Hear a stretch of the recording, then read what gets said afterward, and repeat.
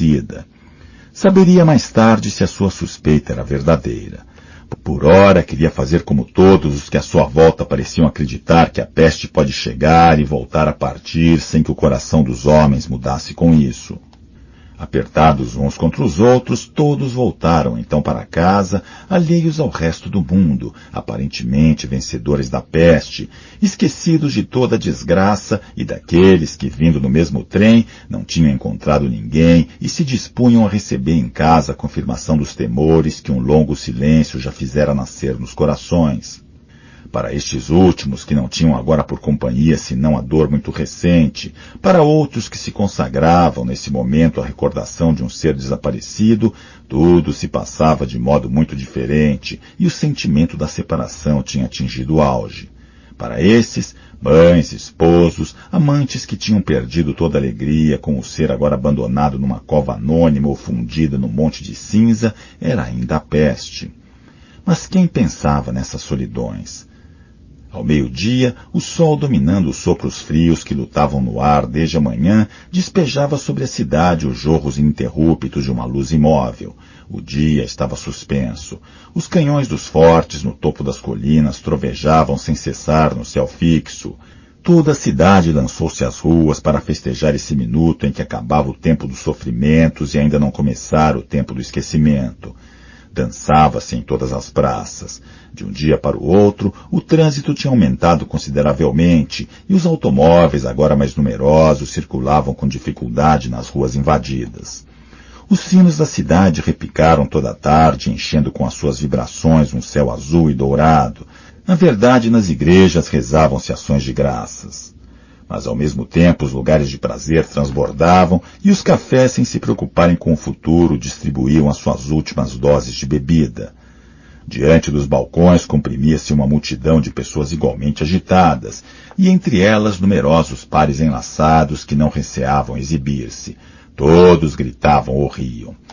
A provisão de vida que tinham feito durante esses meses em que cada um tinha velado a alma, gastavam-na nesse dia que era como o dia da sua sobrevivência. No dia seguinte começaria a própria vida com as suas precauções. No momento, pessoas das origens mais diversas acotovelavam-se e confraternizavam. A igualdade que a presença da morte não tinha realizado de fato estabelecia na alegria da libertação, ao menos por algumas horas.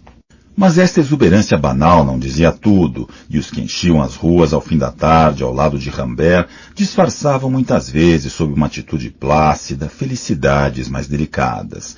Muitos casais e muitas famílias pareciam apenas transeuntes pacíficos. Na realidade, a maior parte efetuava peregrinações aos lugares onde tinham sofrido. Tratava-se de mostrar aos recém-chegados os sinais evidentes ou ocultos da peste, os vestígios da sua história. Em alguns casos, contentavam-se com o papel de guias daquele que viu muitas coisas do contemporâneo da peste e falavam do perigo sem evocar o medo. Esses prazeres eram inofensivos. Em outros casos, porém, tratava-se de itinerários mais frementes em que um amante, abandonado à doce angústia da recordação, podia dizer à sua companheira: "Neste lugar, nessa época, eu desejei você e você não estava aqui."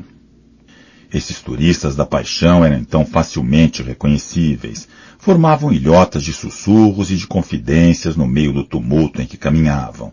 Mais que as orquestras nas praças, eram eles que anunciavam a verdadeira libertação. Porque esses casais encantados, estreitamente enlaçados e avarentos de palavras, afirmavam no meio do tumulto, com todo o triunfo e toda a injustiça da felicidade, que acabara a peste e o terror chegara ao fim. Negavam tranquilamente, contra toda evidência, que tivéssemos jamais conhecido esse mundo insensato em que o assassinato de um homem era tão cotidiano quanto o das moscas, essa selvageria bem definida, esse delírio calculado, essa prisão que trazia consigo uma pavorosa liberdade em relação a tudo que não era o presente, esse cheiro da morte que entorpecia todos aqueles a quem não matava. Negavam, enfim, que tivéssemos sido nesse povo atordoado de que todos os dias uma parte, empilhada na boca de um forno, se evaporava em fumaça gordurosa, enquanto outra, carregada com as cadeias da impotência e do medo, esperava sua vez. Era isso, em todo caso, o que saltava aos olhos do Dr. Rieu, que, procurando alcançar os subúrbios, caminhava só ao fim da tarde, em meio aos sinos, ao canhão, às músicas e aos gritos ensurdecedores. O seu trabalho continuava. Para médicos não há férias. Na bela luz fina que descia sobre a cidade, subiam os velhos odores de carne assada, álcool, anis. À sua volta, faces risonhas voltavam-se para o céu. Homens e mulheres agarravam-se uns aos outros, os rostos inflamados com todo o enervamento e o grito do desejo. Sim, a peste tinha acabado com o terror, e estes braços que se entrelaçavam diziam bem que ela tinha sido exílio e separação no sentido profundo do termo. Pela primeira vez, Rieu podia dar um nome a este ar de família que tinha lido durante meses em todos os rostos dos transeuntes. Bastava-lhe agora olhar à sua volta. Chegados ao fim da peste, com a miséria e as privações, todos estes homens tinham acabado assumindo o traje do papel que desempenhavam já há muito tempo, o de imigrantes, cujo rosto primeiro e agora as roupas diziam da ausência da pátria longínqua. A partir do momento em que a peste tinha fechado as portas da cidade, só tinham vivido na separação, tinham sido afastados desse calor humano que faz esquecer tudo. Em graus diversos, em todos os cantos da cidade, estes homens e estas mulheres tinham aspirado a uma reunião que não era para todos da mesma natureza, mas que para todos era igualmente impossível. A maior parte tinha gritado com todas as suas forças por um ausente, o calor de um corpo, a ternura ou o hábito. Alguns, muitas vezes, sem o saber, sofriam por estar colocados fora da amizade dos homens, de já não poderem comunicar-se com eles pelos meios normais da amizade, que são as cartas, os trens e os navios.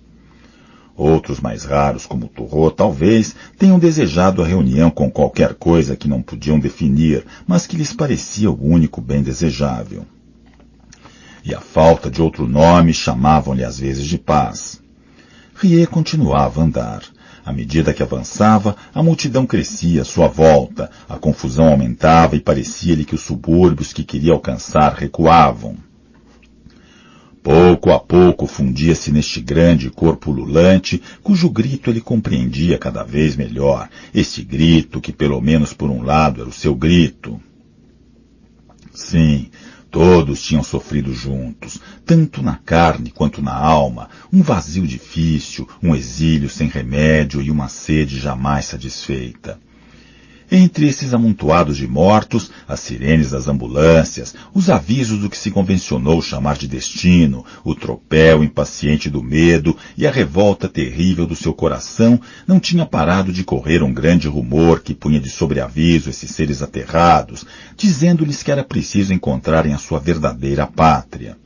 Para todos eles, a verdadeira pátria encontrava-se para além dos muros desta cidade sufocada. Ela estava nas matas perfumadas das colinas, no mar, nos países livres e no peso do amor. E era para ela, era para a felicidade que eles queriam voltar, afastando-se do resto com repulsa.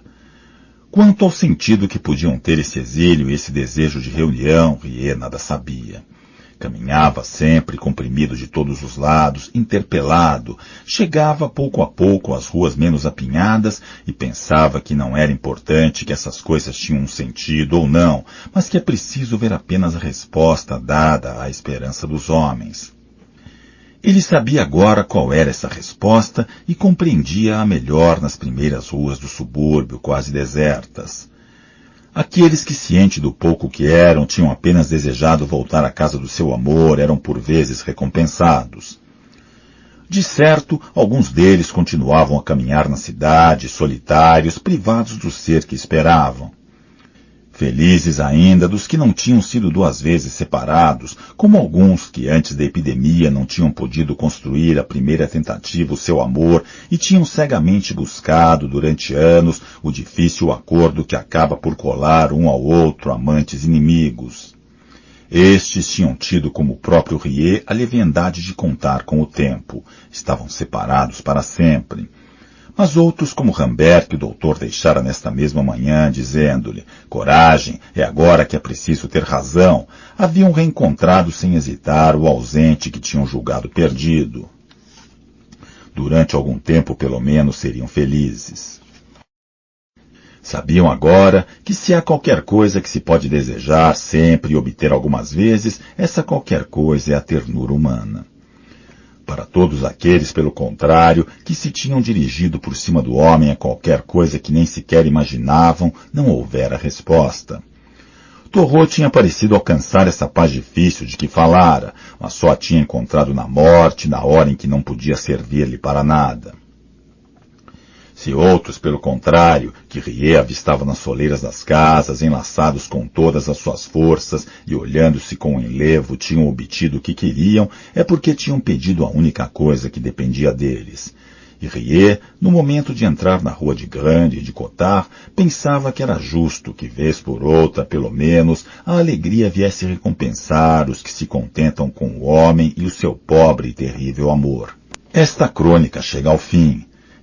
É tempo do Dr. Bernard Riet confessar que é o seu autor, mas antes de narrar os últimos acontecimentos, ele gostaria ao menos de justificar a sua intervenção e fazer compreender por que quis assumir o tom de testemunha objetiva. Ao longo de toda a duração da peste, sua profissão o colocou em condições de ver a maior parte dos seus concidadãos e de recolher os seus sentimentos. Estava, pois, em boa posição para narrar o que tinha visto e ouvido. De uma maneira geral, esforçou-se no sentido de não contar mais coisas do que pôde ver, de não atribuir aos companheiros de peste pensamentos que afinal eles não eram obrigados a formular e de utilizar apenas os textos que o acaso ou a desgraça lhe tinham posto entre as mãos. Tendo sido chamado a depor por ocasião de uma espécie de crise, manteve uma certa reserva, como convém a uma testemunha de boa vontade. Mas ao mesmo tempo, segundo a lei de um coração honesto, tomou deliberadamente o partido da vítima e quis juntar-se aos homens, seus concidadãos, nas únicas certezas que eles têm em comum e que são o amor, o sofrimento e o exílio. Assim é que não há uma só das angústias dos seus concidadãos de que não tenha compartilhado, uma só situação que não tenha também sido a sua. Para ser uma testemunha fiel, devia relatar sobretudo os atos, os documentos e os boatos. Mas o que pessoalmente tinha a dizer, a sua expectativa, as suas provações, devia omitir. Se se valeu disso, foi apenas para compreender ou fazer compreender os seus concidadãos, ou para dar forma tão precisa quanto possível ao que na maior parte do tempo eles sentiam de modo confuso. Para dizer a verdade, este esforço da razão não lhe custou nada. Quando se encontrava tentado a misturar diretamente a sua confidência às 1000 vozes das vítimas da peste, era detido pelo pensamento de que não havia um só dos seus sofrimentos que não fosse ao mesmo tempo dos outros, e que num mundo em que a dor é tantas vezes solitária, isso era uma vantagem. Decididamente devia falar por todos, mas há um dos nossos concidadãos, pelo menos, pelo qual o Dr. Riet não podia falar. Tratava-se, na verdade, daquele de quem Torrot lhe tinha dito um dia.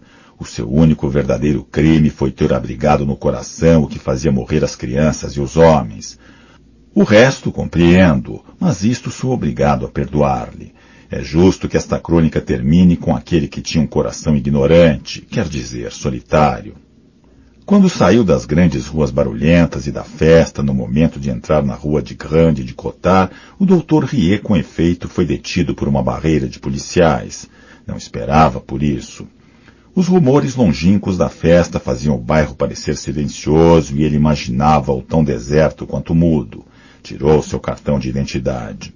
Impossível, doutor, disse-lhe o guarda. Há um louco que está atirando sobre a multidão, mas fique aí, poderá ser útil. Nesse momento, o doutor viu Grant que se dirigia a ele. Grant também nada sabia. Impediram-no de passar e tinham-lhe dito que saíam tiros de sua casa. De longe, via-se na verdade a fachada dourada pela última vez de um sol sem calor. À sua volta, recortava-se um grande espaço vazio que ia até a calçada em frente. No meio da rua, via-se distintamente um chapéu e um pedaço de pano sujo. Riet e Grant podiam ver muito longe, do outro lado da rua, um cordão de policiais paralelo aos que o impediam de avançar e por trás do qual alguns habitantes do bairro passavam e tornavam a passar rapidamente. Olhando bem, viram também policiais de revólver em punho agachados nas portas dos edifícios em frente da casa. Desta, todas as persianas estavam corridas. No segundo andar, contudo, uma delas parecia meio arrancada. O silêncio era completo na rua. Ouviam-se apenas os restos de música que chegavam do centro da cidade. Em certo momento, dos edifícios em frente da casa saíram 2 tiros de revólver e saltaram estilhaços da persiana desmantelada. Depois, tudo ficou de novo em silêncio. De longe, depois do tumulto do dia, aquilo parecia um pouco irreal a Riet. É a janela de Cottard, disse de repente Graham, muito agitado. Mas Cottard desapareceu. Por que disparam? Perguntou Riet a um guarda. Para distraí-lo, estamos esperando um carro com o material necessário, pois ele atira sobre os que tentam entrar pela porta do edifício. Já há um guarda ferido. E por que ele atirou? Não se sabe. As pessoas divertiam-se na rua. Ao primeiro tiro de revólver não compreenderam. No segundo houve gritos, um ferido e todos fugiram. É um louco, só pode ser. No silêncio que voltara, os minutos pareciam arrastar-se. De repente, do outro lado da rua, viram aparecer um cão. O primeiro que Riet via há muito tempo. Um vira-lata sujo que os donos deviam ter escondido até então e que trotava beirando o muro. Chegando à porta, hesitou, sentou-se e começou a catar as pulgas.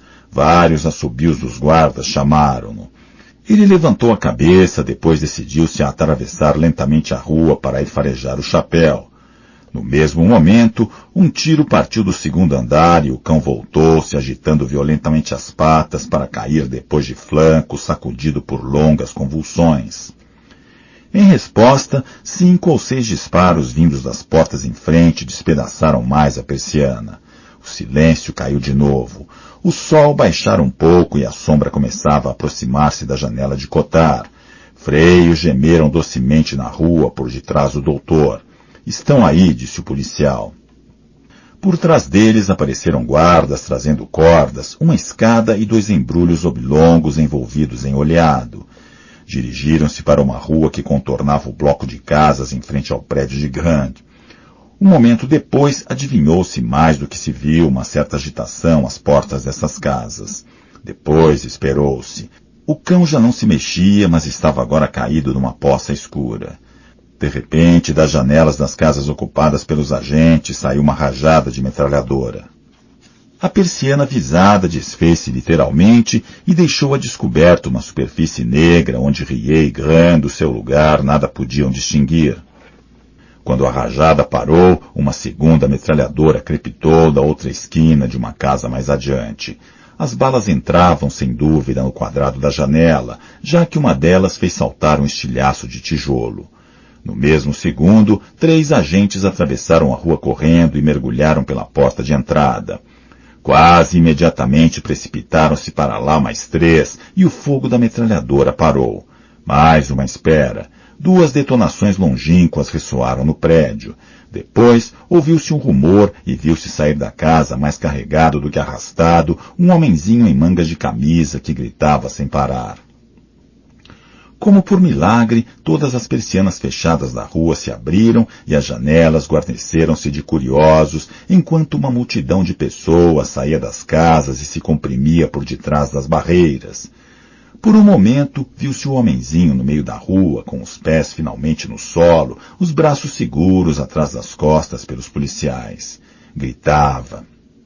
Um policial aproximou-se dele e deu-lhe 2 murros com toda a força dos seus punhos, pausadamente, com uma espécie de calma aplicação. É Cottard, balbuciava Graham. Enlouqueceu. Cottard tinha caído. Viu-se ainda o policial chutar com toda a força o monte que jazia por terra. Depois, um grupo confuso agitou-se e dirigiu-se para onde estavam o médico e seu velho amigo.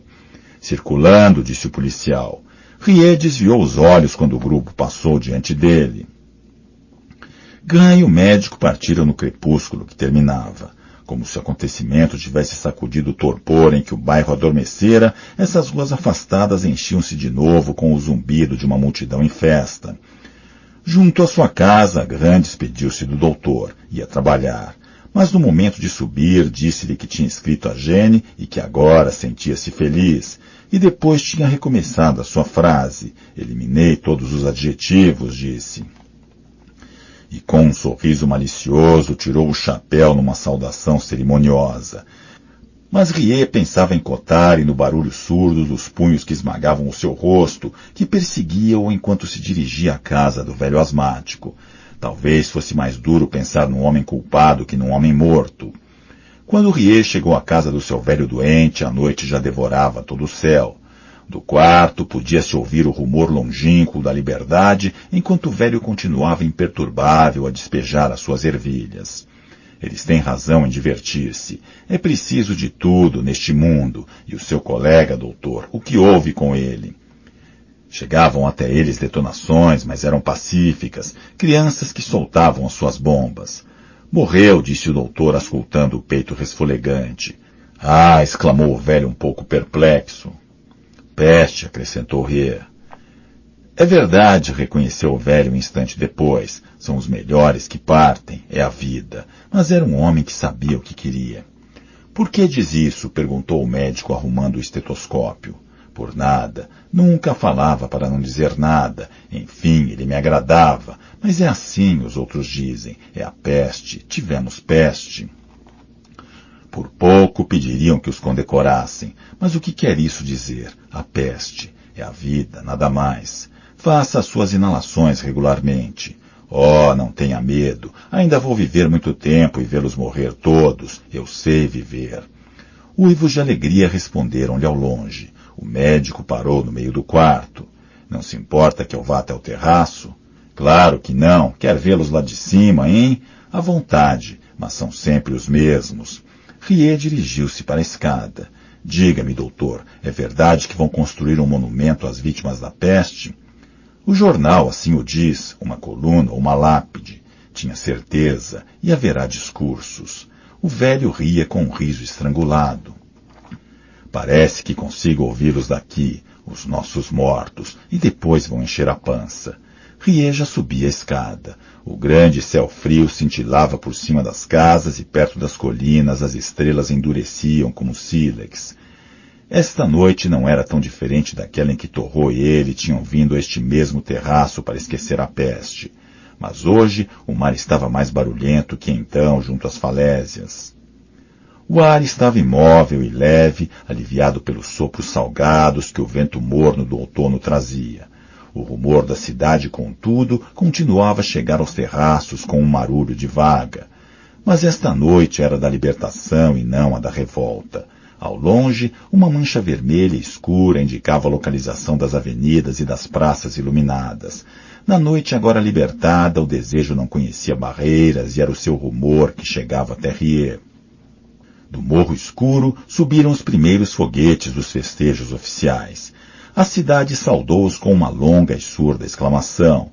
Cottard, Tarrot, aqueles e aquela que Rie tinha amado e perdido, todos mortos ou culpados, estavam esquecidos. O velho tinha razão, os homens eram sempre os mesmos. Mas essa era a sua força e a sua inocência, e era aqui que Rie, acima de toda a dor, sentia que se juntava a eles.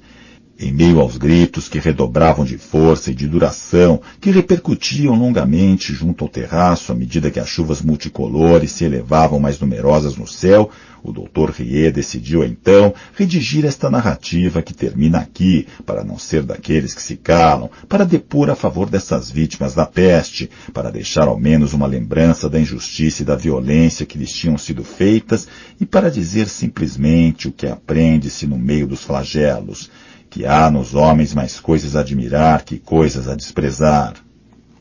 Mas, no entanto, ele sabia que esta crônica não podia ser a da vitória definitiva.